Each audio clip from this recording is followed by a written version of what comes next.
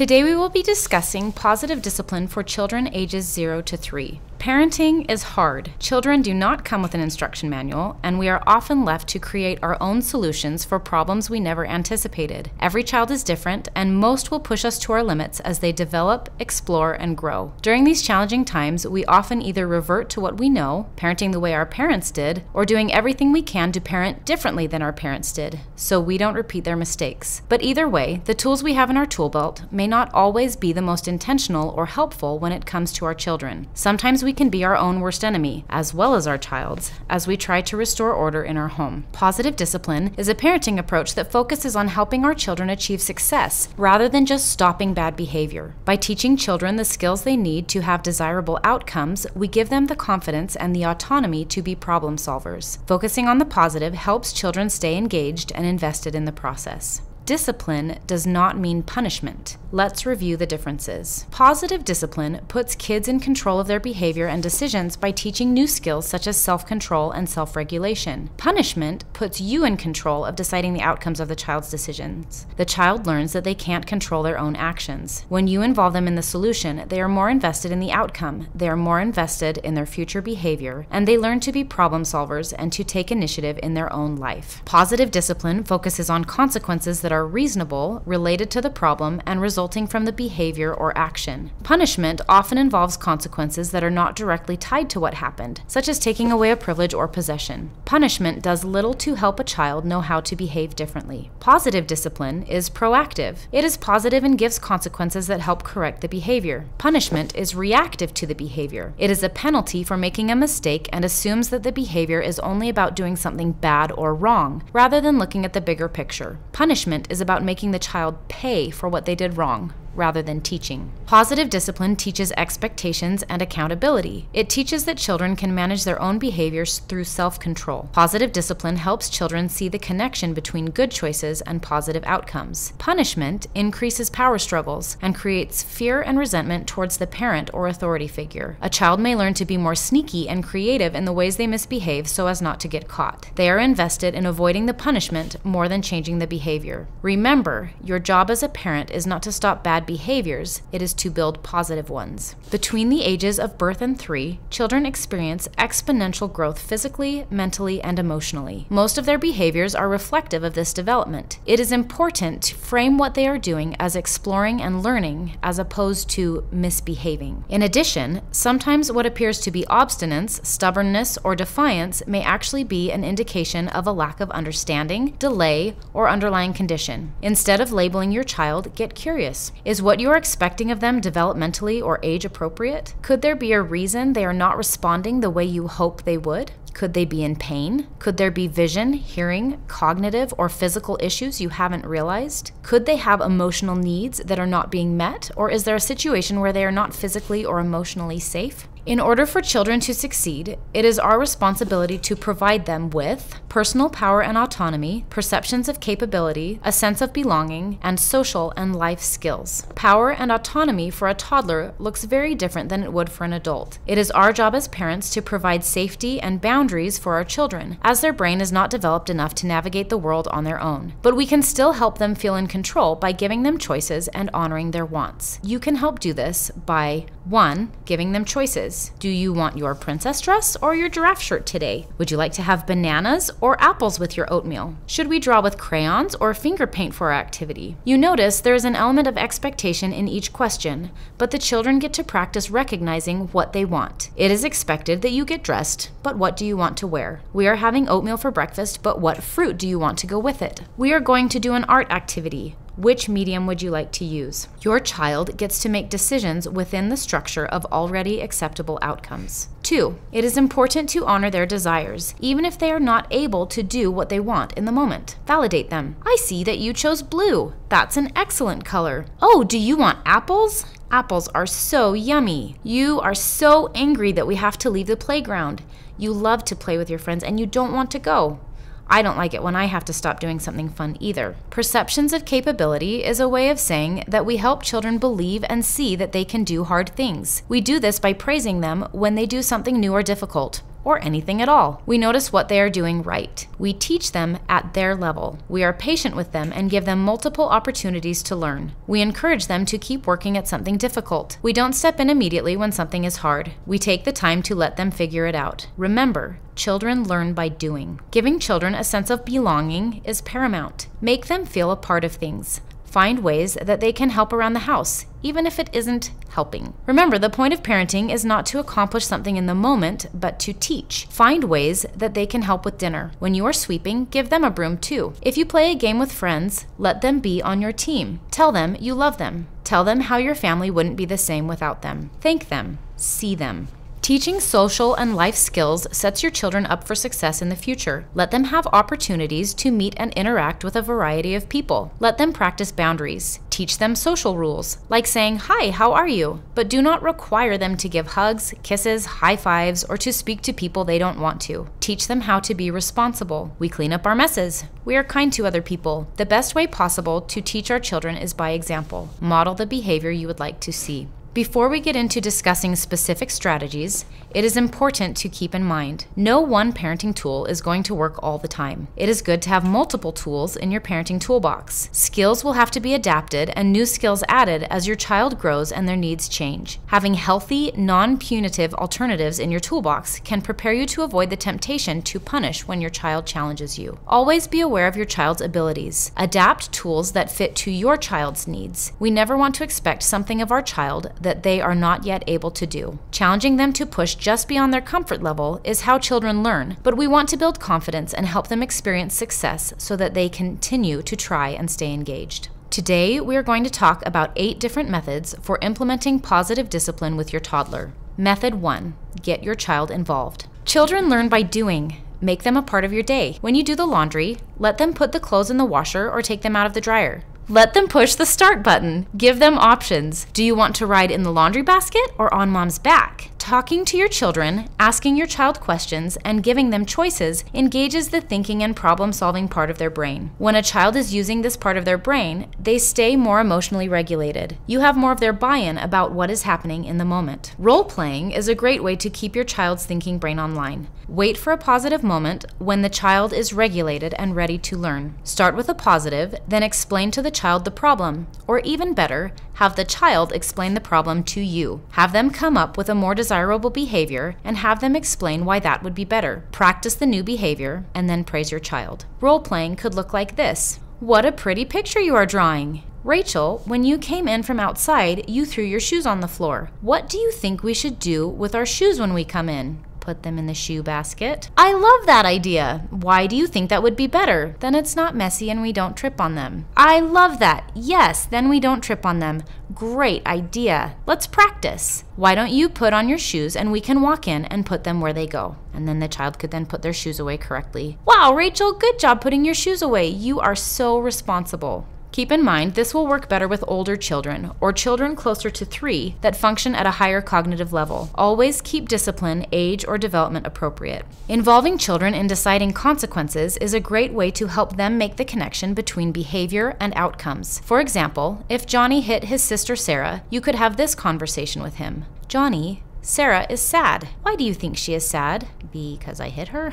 What do you think would help Sarah be happy? Their solutions could be if I say sorry, if I get her favorite blanket, if I draw her a picture, etc. They will be much more motivated to follow through because it was their idea. This also encourages sincerity rather than a forced apology or something similar. When your child becomes upset, if they are not in full meltdown mode, ask them a question, give them a job, get them involved, get their thinking brain online. Method 2, use your sense of humor. Keeping little things light helps your child function from the problem-solving part of their brain instead of shutting down because they are upset or afraid. Children love their parents, and they light up when they get positive attention from them. Making funny faces, funny noises, playing peekaboo, taps, pats, boops on the nose, saying or doing things wrong just to be silly. For example, "Okay, Ben, here's your apple." Handing your son a banana. "Wait, is that an apple? No, that's a banana.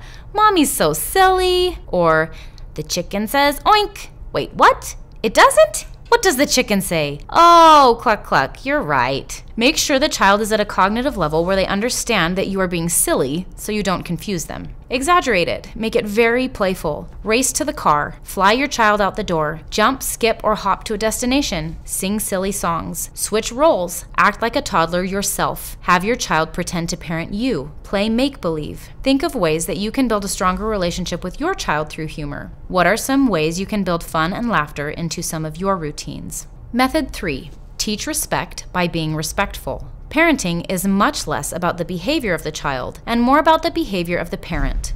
Modeling positive behavior creates a positive home environment, which invites and encourages your child to behave well. When we can be in control of our own behavior, we give our children a safe space to explore their feelings and practice self-regulation. As we stay calm and centered, we invite them to align with our energy. When we are impulsive or unkind or critical, we invite them instead into that energy, and it all goes downhill from there. Our children learn by our example. We can make requests of them all day, but if we are not modeling what we are asking of them, they will not be much affected by our words. You don't have to be respected by your toddler to treat them with respect. Rather, you teach them how to be respectful by modeling it for them. Pay attention to your tone of voice as well as the wording you use when speaking to them. Don't interrupt them. Speak kindly. Be respectful of their time, space, and property. Validate and acknowledge their preferences. Be patient. Give them enough time to do things at their pace. Give them multiple opportunities to try something. When you say something in a less than respectful way, have a do-over. Say you're sorry. Try again. Interact with other members of your household respectfully as well. Speak respectfully about yourself. Children learn about how to feel about themselves by watching how you feel about yourself. What are some ways you can model respect in your own home?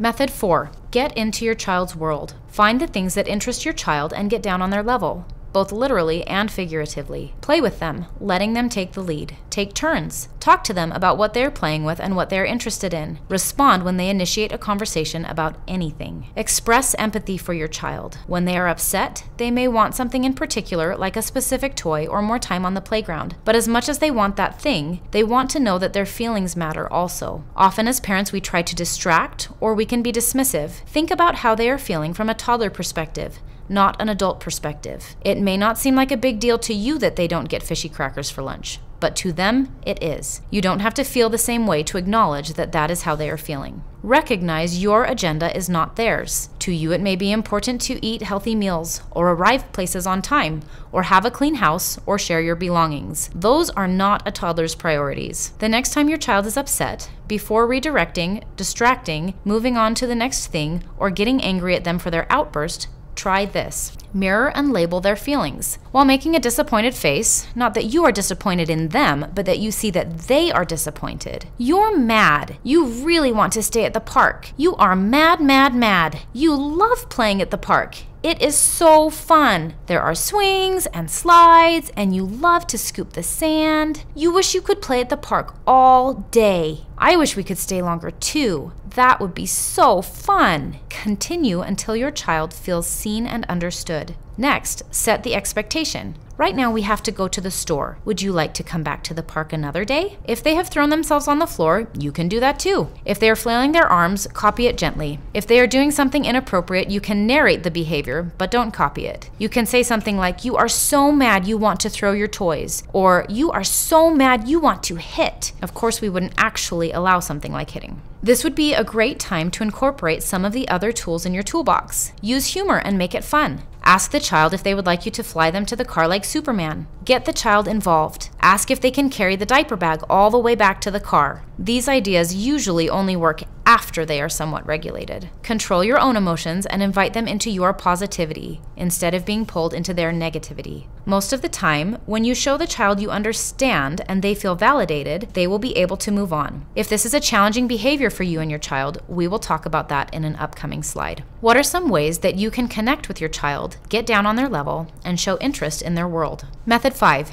Be patient. Learning takes a lot of repetition, especially for young children with developing brains. Your child may need to be taught a skill dozens, if not hundreds of times before they can master it. Getting frustrated with your child only delays the learning process and demotivates them to continue trying. If you feel you have reached your limit, take a break and gain control over your emotions before attempting to continue disciplining. Remember that the focus is to teach, not demand perfect behavior this moment. While straightforward, this is one of the hardest skills to master as parents. We are busy, we have our own agenda, and sometimes we are on a timeline that our children do not understand. What are ways you can build time into your schedule to allow for your child's pace? Here are a few suggestions. Give them a heads up. Knowing what to expect can help children better prepare for transitions. Let them know that a change is happening soon. Set a visual timer if that helps them. For children with less receptive language, you can show pictures of what is going to happen next. Creating schedules and routines also help children know what is going to be happening. Children thrive on routine. Set your child up for success. Look down the road a ways and anticipate specific road bumps. If you know your child always wakes up hungry from their nap, have a snack already prepared so you don't get frenzied trying to come up with something and prepare it while holding a fussy baby. If you know they don't like riding in the car,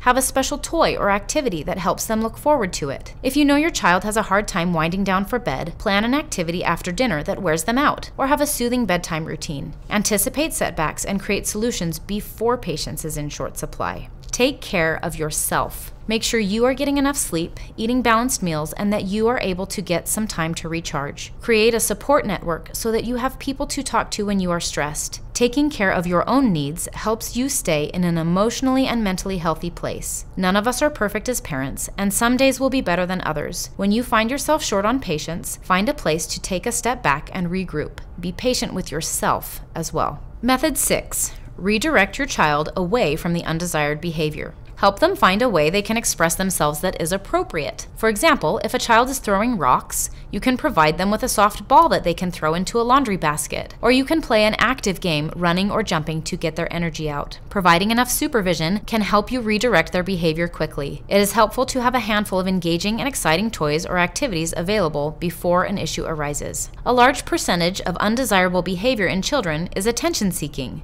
They want your time, and if they can't get it in a positive way, they'll go for the negative.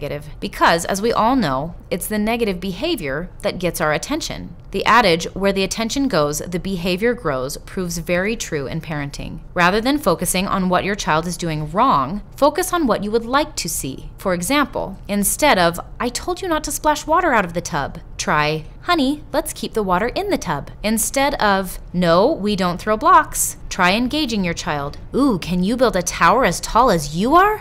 Let's try." Instead of, "Amy, I already told you it's time to go. Stop crying and get in the car." Try, "This has been so fun. Should we eat a muffin or a granola bar when we get home?" Studies show that 85% of energy in a home is used to correct weakness. There should be 8 positives to every negative in order to have an uplifting environment. Take your time to notice the good, point it out, and thank your child for what they are doing right. Method 7. Follow through. Making empty threats can reinforce a behavior and teach our child that we don't actually mean what we say. When we consistently follow through with appropriate consequences, our children will begin to respond more quickly. When you tell your child that something is going to happen, especially if it is a consequence, make sure before the words come out of your mouth that it is a consequence you are okay following through on. If you tell a child that they can't go to the park if they hit their brother, and the whole family is looking forward to going, do you have arrangements that will allow for the consequence? Are you okay staying behind? Are you okay telling the whole family they can't go that day and dealing with the fallout? Sticking with natural consequences and consequences that are simple, relevant, and immediate is easier than those that take diligence and a long timeline to follow through on.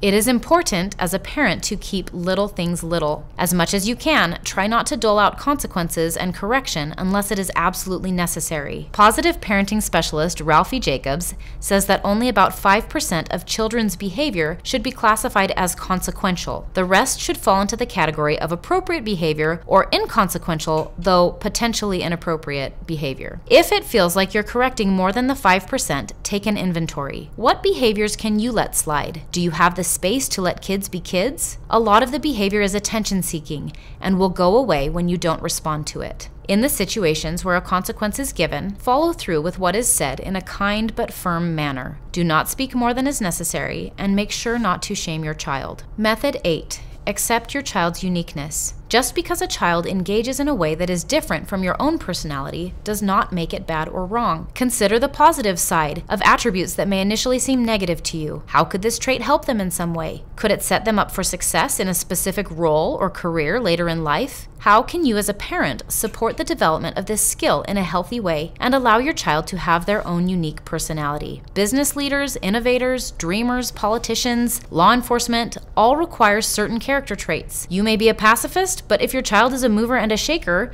they're going to look at the world differently. We need both. Don't try to make your child you. We already have a you. Help your child use their individuality in positive ways by praising them for what they are good at, finding avenues that will develop their interests and passions, and refrain from negative labeling that could limit them. Allow your child to be on their own trajectory. Everyone is at a different developmental level. Don't expect your child to be anyone except who they are. Meet them where they are at. Don't compare them with others. We can never stack up our strengths and weaknesses in a way that makes comparison fair. We all have something to offer the world. Some behaviors like hitting, defiance, damaging property, and tantrums are more challenging than others. In these situations, it is important to stay consistent and follow through with the outcomes you have decided. Staying emotionally neutral can help your child calm down and prevents acting out for the purpose of getting a reaction. Focusing on what is going right can be helpful as well. Find something they or another child are doing that is appropriate and praise them for it. Planned ignoring is an important tool for your parenting tool belt. If there is not immediate harm being done to a person or thing, ignore the behavior in order to extinguish it. Re-engage when the child has calmed down. If the child is out of control, it is best to either remove them from the situation or remove the person or object that is being harmed. Again, staying calm and emotionally neutral is key, saying as little as possible. This is not the time for a lecture. When a child is engaging in inappropriate and unsafe behavior, it is recommended to stop the behavior, redirect, and reinforce good behavior. Set clear expectations, and if developmentally appropriate, have the child repeat back what is expected. For example,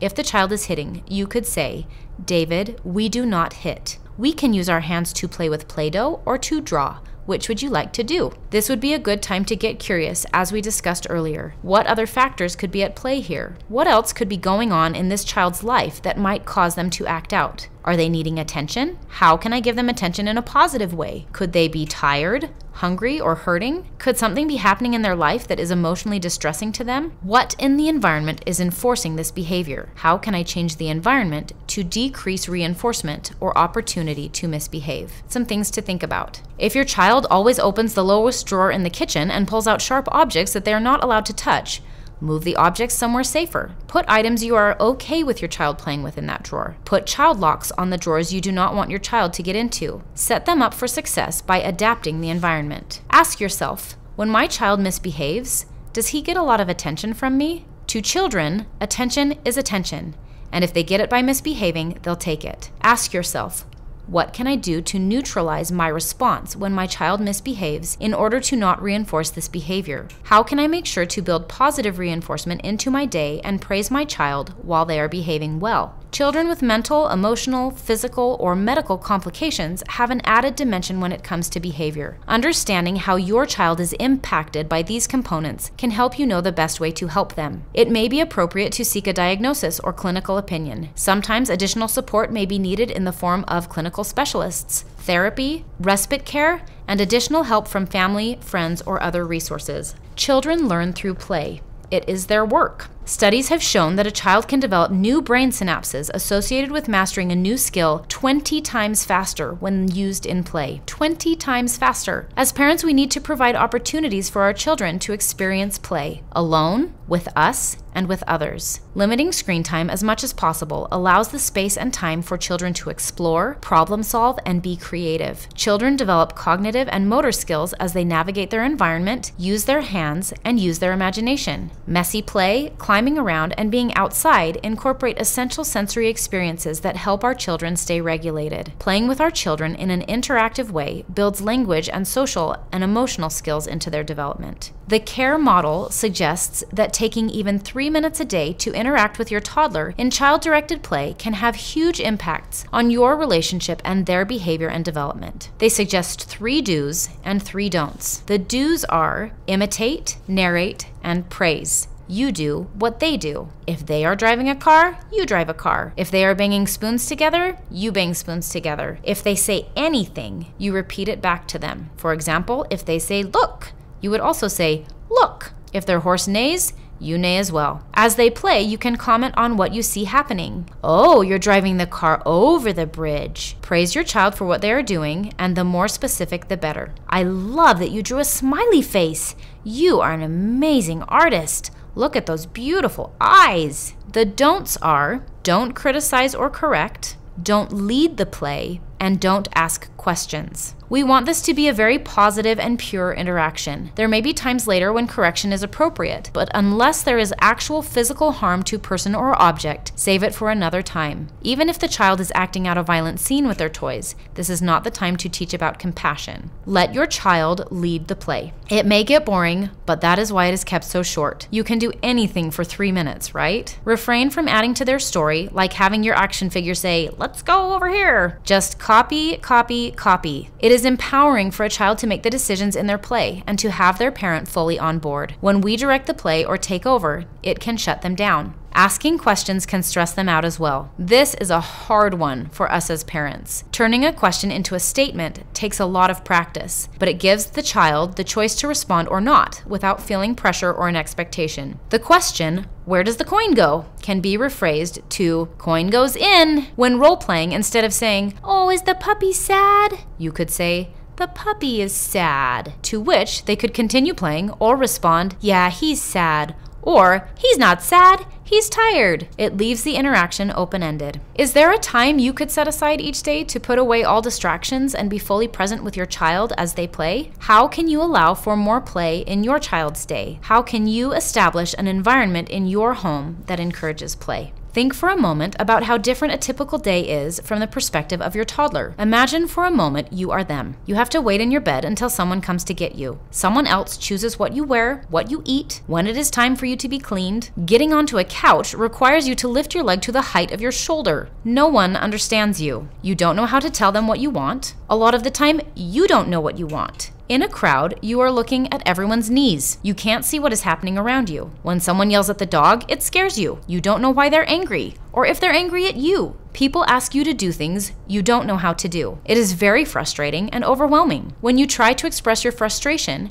you're told to stop. In the middle of your favorite activity, you are scooped up and moved somewhere else. People keep telling you that you can't do this, you can't touch that, you can't have this, you can't drink that, you can't go there, you have to do this, you have to that. Are you starting to get the picture? Sometimes it helps to step back and think about what our child's experience might be in a given moment. Understanding your child's world and their perspective can help reduce frustration for you and help you meet their needs, thereby reducing their own frustration. In the beginning, a child may be frustrated because they have not mastered a skill. That frustration and a child's developmental need to explore and experiment is all too often labeled as misbehavior. Young children rarely misbehave on purpose. Children learn by doing. They want to look at, touch, and try everything. They don't know what they should and shouldn't touch. They don't know why. They see you doing it and they want to do it. How can you create opportunities for your child to be able to explore and learn?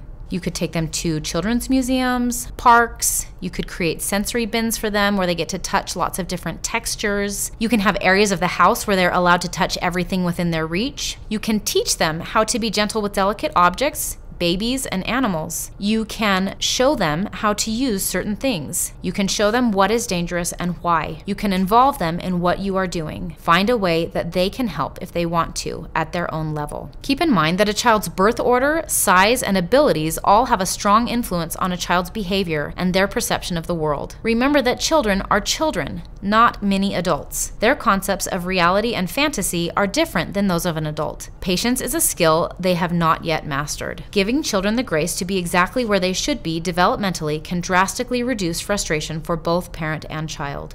As a parent, you have a unique opportunity to be a front-row cheerleader for your child. Nothing impacts a child's ability to develop quite like knowing they are important, loved, and competent. You can help build your child's self-esteem by accepting them for who they are, being patient with their development, providing opportunities and setting them up for success, teaching your child so they develop confidence in their abilities, and avoiding any type of labeling or projecting any negativity about future events or how the children will end up. Look for opportunities to praise your child. Look for what is working. Instead of only attending to what is going wrong, comment when your child is sitting quietly, when they ask for something politely. Smile at them, talk to them, give them a hug or a high five, or pat them on the head. These positive interactions will encourage your child to behave appropriately more than any correction you could give them. Because you are invested in them, they want to behave well of their own accord. They choose it instead of being forced. This concludes our positive discipline class. Take a moment to consider what stood out to you from the presentation. Did any of the parenting tools seem like they would help in a specific situation in your home? Can you find 2 things that you can incorporate to make a shift toward positive discipline? Keep it simple. Keep it positive. Be a safe space for your toddler. Regulating yourself and creating a positive environment sets your child up to succeed and choose positive behavior. I hope that you are able to look at the world through your children's eyes and that you can see the beauty and the joy and the living in the moment that they experience and be able to be there with them. Thank you for taking time out of your day to make your child a priority.